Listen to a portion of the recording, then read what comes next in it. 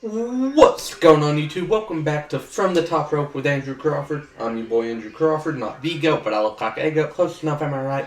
I think I'm right. And today on the channel, I will be doing the very first episode of Their Case for GOAT.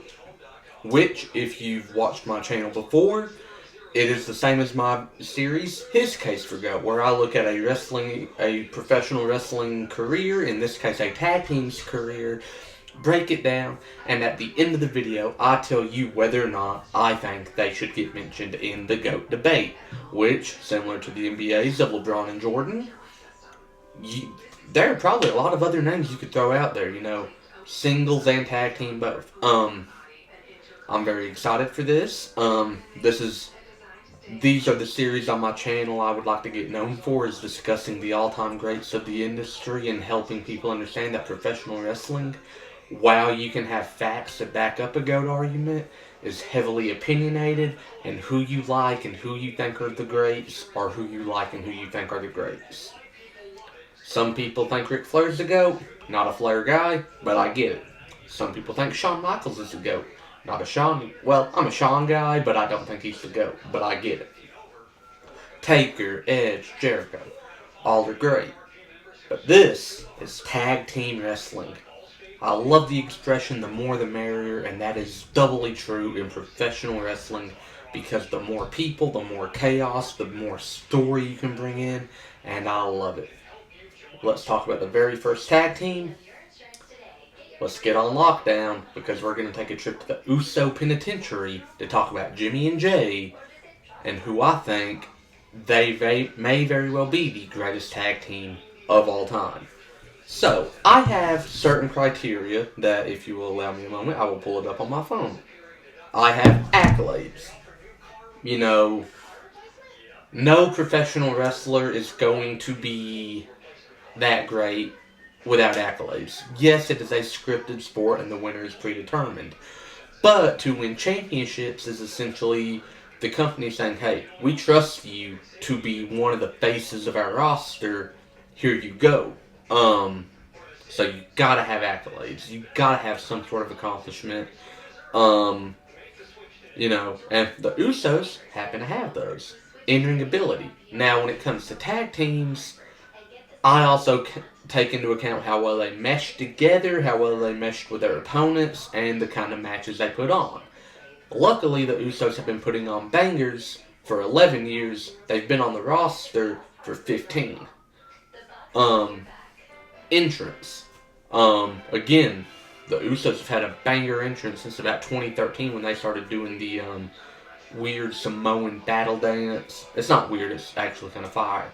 And then they get the ooh, the crowd would chant so, and it'd be kind of lit.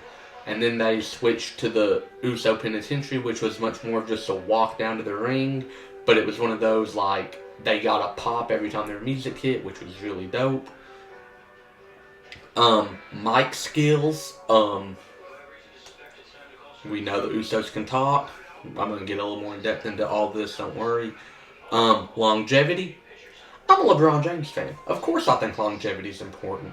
And when you've been on the roster for 15 years, you definitely got some longevity cases. Now, for tag team specifically, tag team finisher and chemistry together are a huge thing. With the Usos, we know they got chemistry, because who knows you better than your own twin brother.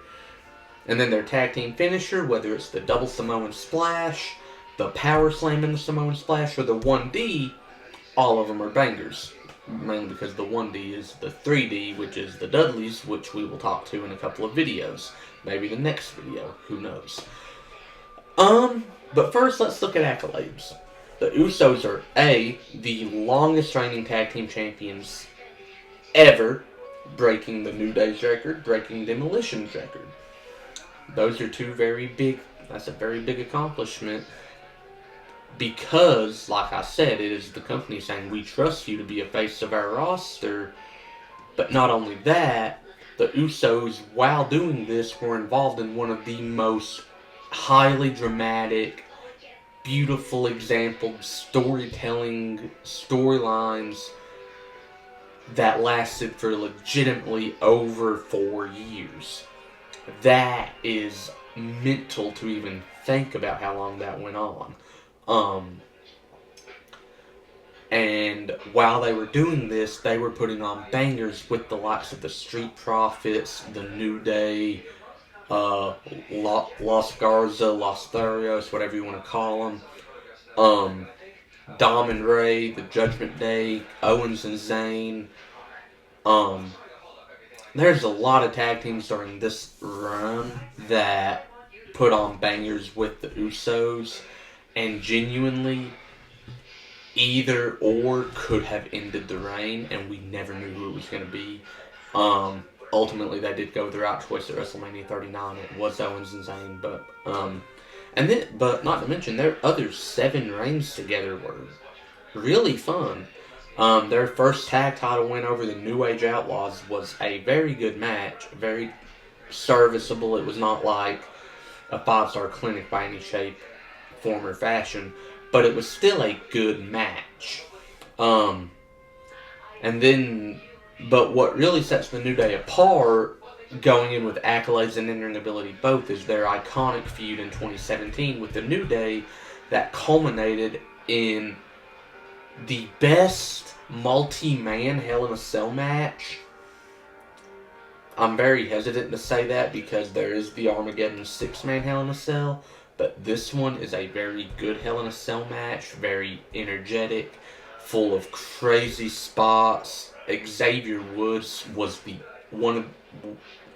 all 4 men should get an MVP trophy for how good this match was. Like, it was beautiful. Kofi watching on with just this ounce of fear and concern on his face. Normally I'm not a big Super Kick Fest fan, but every Super Kick that gets hit in this match feels very important. And when that's the case, I'm actually very fine with Super Kick Fest matches. I very much love this feud, and I think it is one of the... I think while Vince McMahon was trying to kill tag team wrestling in the late 2010s, the Usos and the New Day were the two that single-handedly were trying to save it. Yes, you senile old man, if you ever watch my YouTube channel, I think you almost killed tag team wrestling, and if it wasn't for the Usos and New Day in the WWE, it would be dead. I said what I said. Got that off my chest. In-ring ability, the New Day, the New Age Outlaws, Owens and Zayn, Street Profits, does not matter who the Usos were in the ring with, they put on bangers. When they got out of the face paint gimmick and they started kind of the Uso Penitentiary gimmick in 2016 and 17, I remember watching Survivor Series the first time they did the brand warfare thing in 2016, and it came down to the Usos and the newly formed Bar at that point. They were not the Bar, they were just Sheamus and Cesaro at that point. And that final 2 was so beautiful. But then, 2017, in my senior year of high school, they ran that match back, and there is one spot I'll never forget, and Jimmy, one of the Usos, does the over-the-top rope dive that they did, tags in the other Uso mid-air, takes out one of the members of the Bar. The Uso that just got tagged in hits his finisher, 1, 2, 3, and the Usos win. And I will just forever remember that and being enamored by how good the Usos are and have been for a long time. And that's not even to take away from how good the Usos were when they were rocking the face paint, but I don't feel like they were allowed to show how amazing they were until after the face paint was off. They were willing to take big bumps, but they weren't the Usos yet. They were not the tag team that I know and love yet. After their heel turn in 2016, that is when everything really started just clicking for them. Longevity, like I said, I'm a LeBron fan. Longevity means something to me. If you have worked hard for over a decade and a half and you've been getting your flowers since before then, that's amazing. Um, and the Usos have been working hard for over a decade and a half, and they've been getting their flowers since about 2018, and I think that is beautiful. Um, and longevity-wise, when Jimmy got hurt, Jay was still hanging around, getting shown on TV frequently. Jay has never suffered any of the major injuries that have taken the Usos off TV. I would like to point that out right now. And Jay worked hard for 15 years. Jay deserves his world title run. I do not care what any hater says. Yeet. But I'm so happy to see the Usos after 15 years finally getting that push into the singles division. They deserve it. I do think by the time it's all said and done, they're back together as a tag team and they have 9 reigns together. Jay has 9 runs, 1 with Cody Rhodes, as a tag team champion. Mike's skills, like I said, they weren't getting to showcase their mic skills with the face paint. They were not getting to showcase it before that when they were with Tamina. Ain't nobody Mina. But like I said, the Uso Penitentiary opened its doors to lock the rest of the tag teams in the division up, and then it started clicking. Their promos, where they would scream "Welcome to the Uso Penitentiary," and it caught on at one point so much that the crowd was chanting it with them. And they hadn't brought it back, and after they joined the Bloodline, that wasn't a thing. Like, they quit saying it. And then leading up to Raw 30, the 30th anniversary of Monday Night Raw in 2023, they were about to face the Judgment Day. And Jay said every tag team that stepped up, we sat them down. And started naming the tag teams in the division. Lockdown, and Jimmy was saying lockdown right after it was said.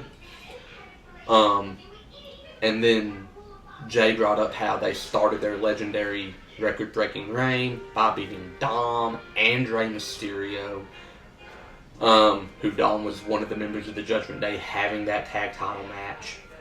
Just in case you didn't know. Jimmy and Jay said, and at Raw 30, the Judgment Day did the Welcome to the Uso Penitentiary thing, and like they never lost a step, the fans right there with them screaming it. And it was beautiful to witness. It honestly was. I'm a huge fan of the Judgment Day. I'm a huge fan of the Usos. I'm a huge fan of what they did together.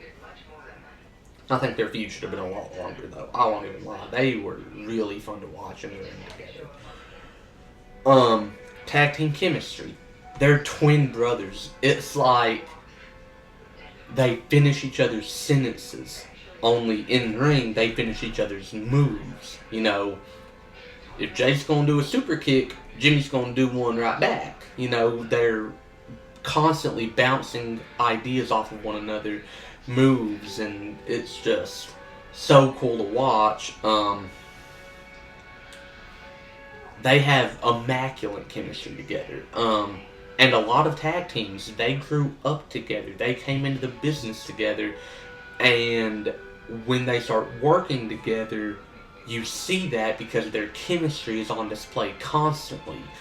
All of the other teams that I will be talking about on my Mount Rushmore of tag team wrestling have that same chemistry, that same everything with them just meshes so well that when they're together, you're like, oh man, this is going to be awesome. And that is no more true with a set of twins than a set of best friends. And the Usos truly, I think, have some of the best tag team chemistry we've ever seen. Their tag team finisher, pick one. And they're all 3 amazing. The Uso Splash, where they would both hit the Samoan Splash on their opponent at the same time.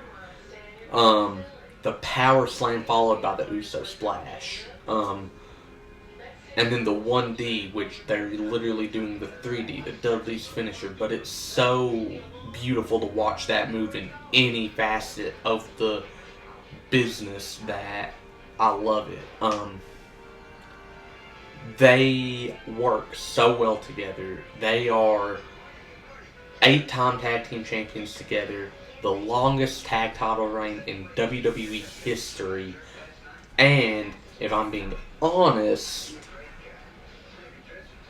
they have had their share of bad matches. Yes, I cannot name you a pro wrestler who has not had a bad match. I cannot name you a pro wrestling tag team that has not had a bad match or been subject to a bad storyline.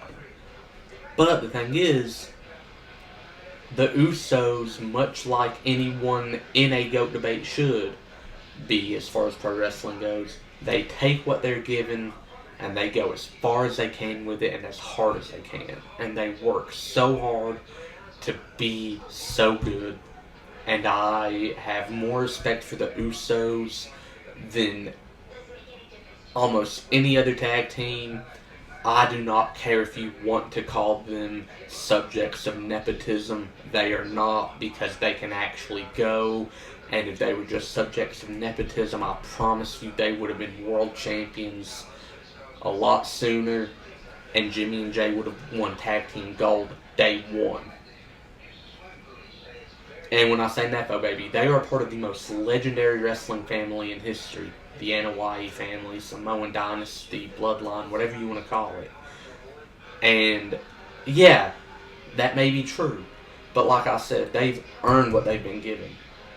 They did not roam in it. They did not rock it and take the handouts on a silver platter. They earned everything they got. They deserve it. And if you think they don't, well then you're a hater, like point blank.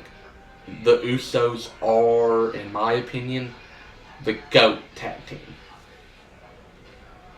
So in conclusion, yes, the Usos belong in the GOAT debate.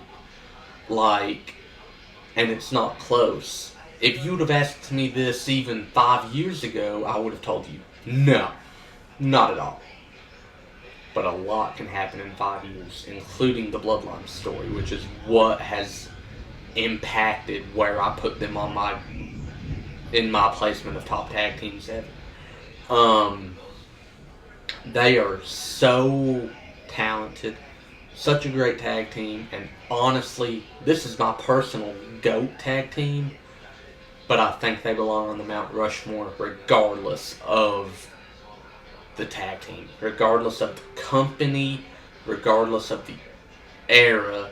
Wherever you put the Usos, they would have worked and they would have been successful. So, yes, the Usos are indeed in the GOAT debate for tag team wrestling. And that's the video. Did you like it? Did you love it? Did you hate it? Tell me about it in the comments below. Don't forget to like, share, and subscribe. I'm Andrew Crawford. This has been From the Top Rope with Andrew Crawford. And unlike John Cena, I can see you, and I will see you very soon.